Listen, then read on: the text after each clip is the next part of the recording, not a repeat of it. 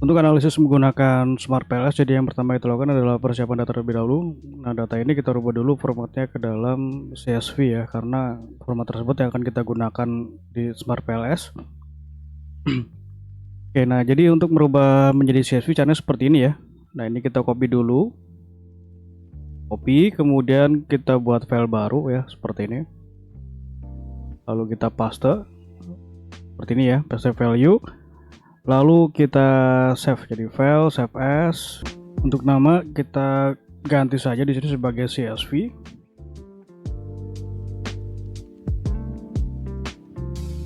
Nah, kemudian untuk save as type, nah ini ya, kita gunakan di sini CSV UTF-8. Nah, seperti ini lalu kita klik save.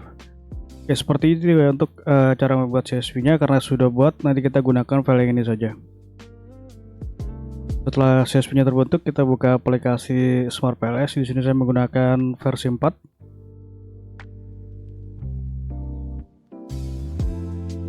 Nah, akan muncul tampilan seperti ini. Kita klik New Project. Lalu untuk nama kita tulis saja di sini untuk contoh. Seperti ini ya. Lalu klik Create. Lalu klik import data file. Nah, kita masukkan data yang sudah data CSV yang sudah kita buat tadi.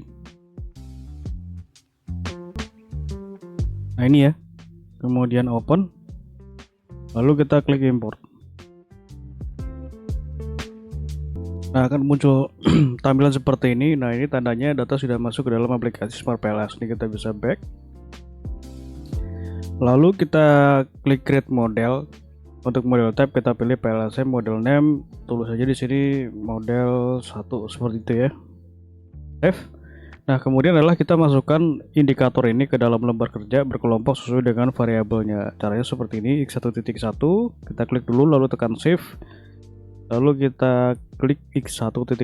Nah, di blok seperti ini ya, lalu kita tarik enter.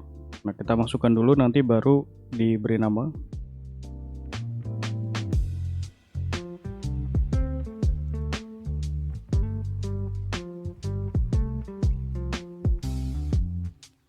Oke, seperti ini. Lalu kita beri nama ya. Ini kita copy. Untuk memberi nama tinggal double klik saja. Seperti ini ya.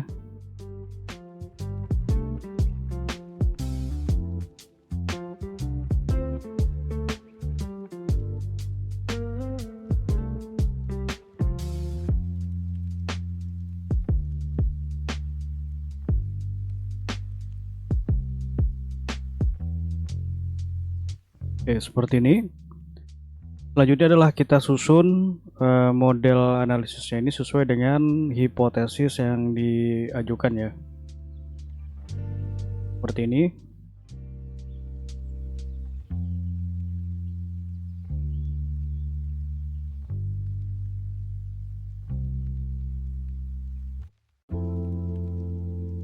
Kita hubungkan dengan menu connect, tarik garis.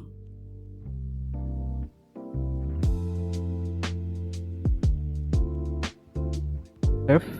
Nah, ini sudah bisa kita lakukan analisis. Jadi yang pertama kita lakukan adalah pengujian PLS algorithm. Di sini kita menguji outer dan inner modelnya.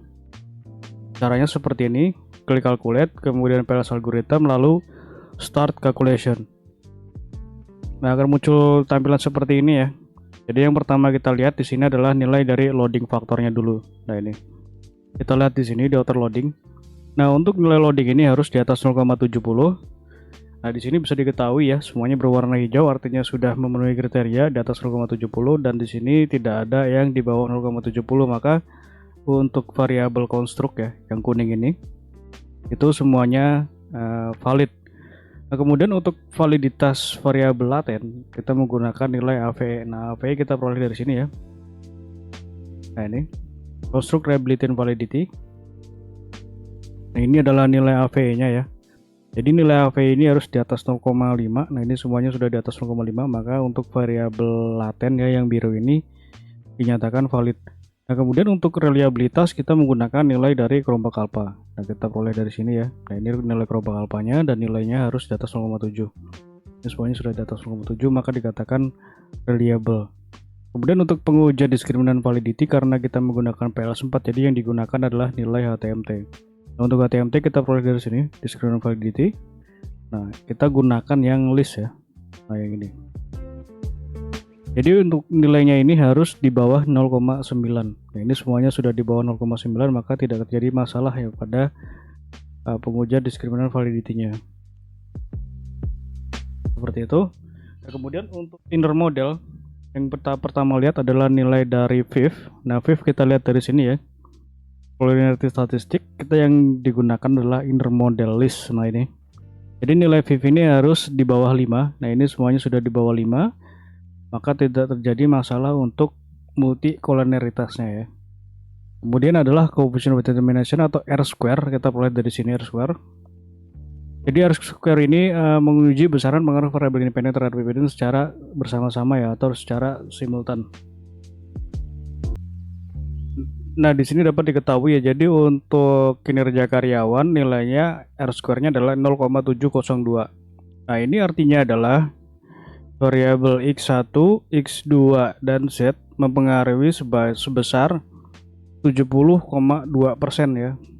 Seperti itu, 70,2%, sehingga sisanya dipengaruhi variabel lain di luar dari penelitian ini. Nah, untuk Z, jadi pengaruh variabel X1 dan X2 terhadap Z adalah 0,277, nah, atau 27,7%.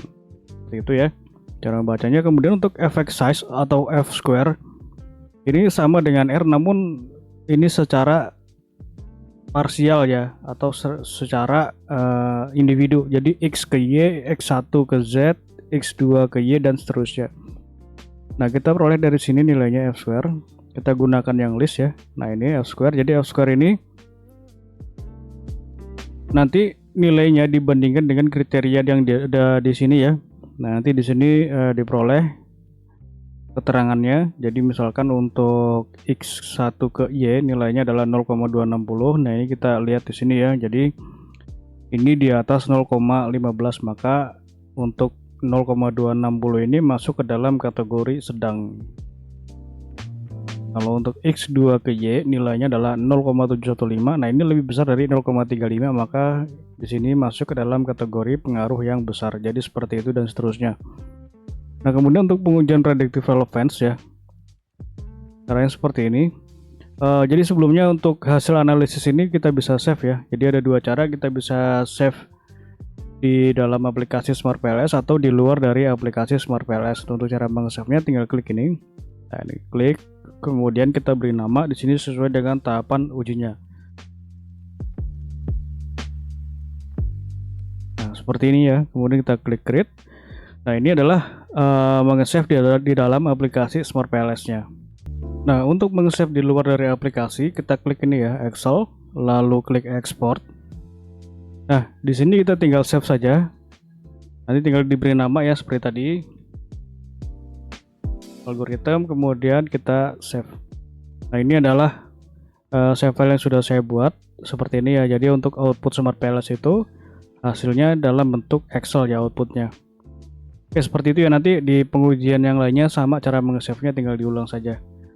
Oke, kita lanjutkan untuk predictive relevance atau Q kuadrat. Kita back dulu ini. Nah, caranya seperti ini.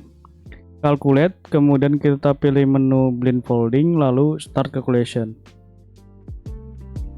Nah, kita peroleh nilainya dari sini ya. Through cross validated redundancy. Nah, ini adalah nilai dari Q kuadratnya, Y dan Z. Nah, ini nilainya ya. Nah, dari nilai ini nanti kita bandingkan dengan kriteria di atasnya ini. Kemudian yang terpenting adalah di sini nilainya untuk Y dan Z ini sudah lebih besar dari 0 ya. Maka model penelitian ini layak untuk digunakan sebagai untuk menguji hipotesis. Nah, yang terakhir adalah bootstrapping atau uji hipotesis. Di sini caranya seperti ini. Kita back dulu. Calculate, kemudian bootstrapping, lalu start calculation. Nah, di sini yang kita perlu ketahui ya, yaitu nilai original sampel dan p-value. Nah, yang pertama kita lihat adalah pengaruh langsung dari sini, path coefficient. Nah, ini ya.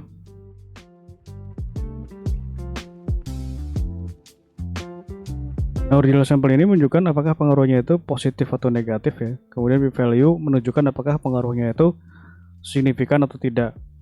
Nah, di sini bisa kita lihat bahwa ini tidak ada tanda negatif, maka seluruhnya memiliki pengaruh positif dan p-value semuanya lebih kecil dari 0,05 ya. Maka pengaruhnya itu positif signifikan sehingga hipotesisnya diterima ya, seperti ini. Dan untuk pengaruh yang tidak langsung atau mediasi kita peroleh dari sini specific indirect effect. Nah, ini ya. Jadi sama di sini kita menguji apakah variabel z ini mampu memediasi variabel x1 terhadap y, x2 terhadap y. Nah, di sini kita lihat bahwa peran variabel z ini memediasi secara positif signifikan ya, maka hipotesisnya juga diterima. Ini juga sudah saya buatkan untuk lampiran kesimpulan sementaranya ya. Dan di sini juga ada lampiran output SmartPLS-nya, tinggal di copy saja. Oke, sekian untuk analisisnya. Terima kasih.